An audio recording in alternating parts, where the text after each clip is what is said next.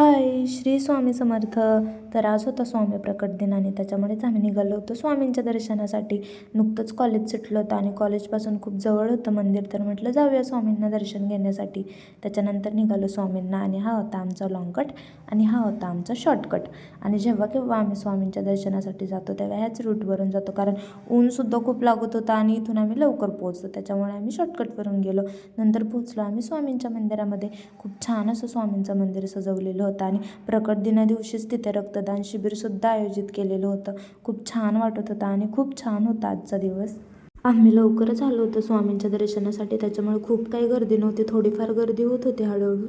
आणि कॉलेज जवळच असल्यामुळे तिथे मुलीसुद्धा येत होत्या दर्शनासाठी. खूप छान असं मंदिर डेकोर केलं होतं, पूर्ण फुले वगैरे लावून, माळा वगैरे लावून खूप सुंदर असं स्वामींचं मंदिर सजवलेलं होतं. आणि आम्हाला स्वामींच्या चरणांशी खूप मस्त असं दर्शन मिळालं. खूप छान वाटलं आणि खूप प्रसन्न वाटलं. त्याच्यानंतर इथे शंकरबाबांचं सुद्धा छोटंसं मंदिर होतं, मग तिथेसुद्धा आम्ही गेलो आणि तिथेसुद्धा आम्ही दर्शन घेतलं. नंतर इथे दत्त महाराजांची सुद्धा खूप छान अशी सुंदर अशी मूर्ती होती. एकमुखी महाराज आणि दत्त महाराज आणि इथे शंकरबाबांची सुद्धा छोटीशी मूर्ती होती आणि तिथेसुद्धा खूप मस्त असं छोटं छोटं फुलांनी डेकोरेट केलेलं होतं. खूप छान होतं. त्याच्यानंतर थोड्या वेळ आम्ही नामस्मरण करण्यासाठी बसलो होतो स्वामींचं.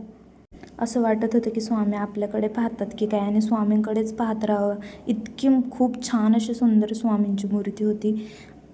खूपच प्रसन्न असं वातावरण झालं होतं सगळीकडे. मंदिरापासून खाली खूप छान असं मस्त लोकेशन होतं, झाडे वगैरे, घरे वगैरे, इमारती खूप छान होतं आणि उंच इमारत होती, त्याच्यामुळे खूप अशी छान हवा येत होती मस्त. थोडीफार मस्त हवा येत होती, त्याच्यामुळे तिथेच उभं राहिलो होतं आणि गर्दीसुद्धा वाढत चालली होती हळूहळू. नंतर स्वामींचं दर्शन घेऊन आम्ही इथे खंडोबा मंदिरामध्ये गेलो, कारण जवळच होतं मंदिरापासून, तर म्हटलं जाऊया दर्शन घेण्यासाठी. नंतर इथे आम्ही मस्त दर्शनाचं घेतलं. खूप छान अशी मूर्ती होती तिथेसुद्धा. खंडोबाचं मंदिर होतं आणि तिथेच वरतीसुद्धा मस्त अशा देवींच्यासुद्धा खूप छान अशा मूर्त्या होत्या. तुळजाभवानी माता, महालक्ष्मी माता, सप्तशृंगी देवी, खूप छान अशा मस्त अशा मूर्त्या सजवलेल्या होत्या आणि प्रत्येक देवीला वेगळ्या प्रकारे, वेगळ्या पद्धतीने अशी साडी नेसवलेली होती.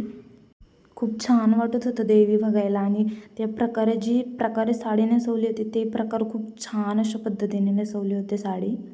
खूप मस्त असा दिवस गेला आणि खूप छान असं दर्शन भेटलं एकदम स्वामींच्या चरणांशी. खूप छान वाटलं आणि त्याच्यानंतर आलो आम्ही स्टँडमध्ये. तर आज खूप जास्त गर्दी होती स्टँडमध्ये. त्याच्यानंतर आम्ही पोचलो लालपरीमध्ये. नंतर गेलो आम्ही घरी. कसं वाटलं मिनी ब्लॉग कमेंटमध्ये नक्की सांगा. श्री स्वामी समर्थ.